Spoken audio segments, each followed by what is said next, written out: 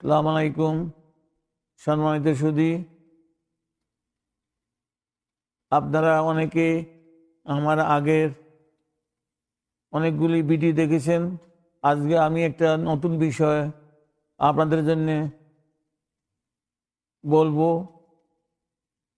আপনারা নিশ্চয়ই একটু খেয়াল রাখবেন এবং দয়া করে আমাকে সাবস্ক্রাইব করবেন, এই অনুরোধ থাকলো।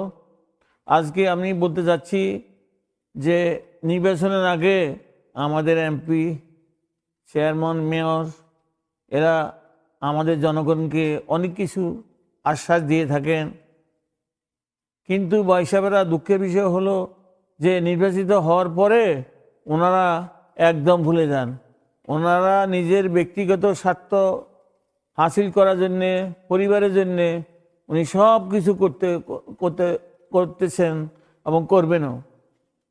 তিনি গুলশান বারিধারার জায়গা নেবেন, পূর্বাচলের জায়গা নেবেন এবং বাড়িঘর করবেন।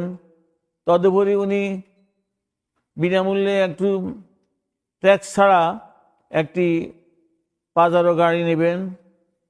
তদুপরি উনি বাড়ি, গাড়ি এবং বাসা সবই ফ্রি পাবেন এবং ওনার টিএ ডিএ সব বিলও পাওয়া যাবে এবং তারপরে বিভিন্ন তদবিরে উনি টাকা পাবেন।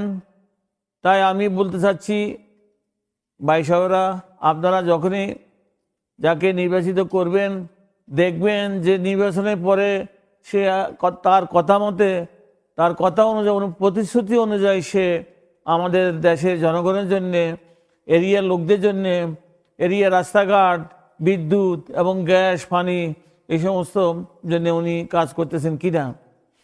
তাই আমার বিশেষ অনুরোধ থাকলো, ভাই, আমার এই ৭৫ বছর বয়সে আমি অনেকগুলো নির্বাচন দেখেছি এবং নির্বাচনের পরে কি হচ্ছে তাও দেখেছি এবং তারপরে ওনারা অনেক কিছু করার পরেও ওনাদের শান্তি হয় না।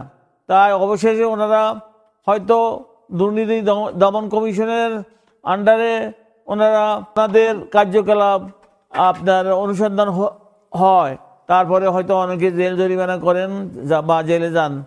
কিন্তু আমার কথা হইল, আপনাদের এলাকার জন্য যে প্রতিনিধি আপনারা নির্বাচিত করেছেন সে কি আসলেই আপনাদের জন্যে কাজ করতেছে কিনা সেটা বিশেষভাবে লক্ষ্য রাখবেন। ভাই সাহেব, আমার এই বিনীত অনুরোধ থাকলো, আপনারা যখন যাকে নির্বাচিত করবেন সেই যেই দলেরও হোক না কেন, আপনারা দেখে শুনে ভালো লোককে নির্বাচন করবেন। আমি এই অনুরোধ জানাচ্ছি। যদি আমি বিদেশে থাকি, আমি তেমন কোনো সাহায্য করতে পারবো না, তবে আমার দেশের জন্য প্রাণ রইল এবং আমি এই জন্যে মাঝে মাঝে কিছু কথা বলি এবং আপনাদেরকে অনুরোধ জানাই, ভাই সাহেব, আপনারা একটু সতর্ক হন, দেখেন, বুঝেন, তারপরে আপনারা আপনাদের নির্বাচিত ক্যান্ডিডেটকে নির্বাচিত করেন। এই বলে আমি আজকের জন্য শেষ করছি। আল্লাহ হাফেজ, আপনারা ভালো থাকুন।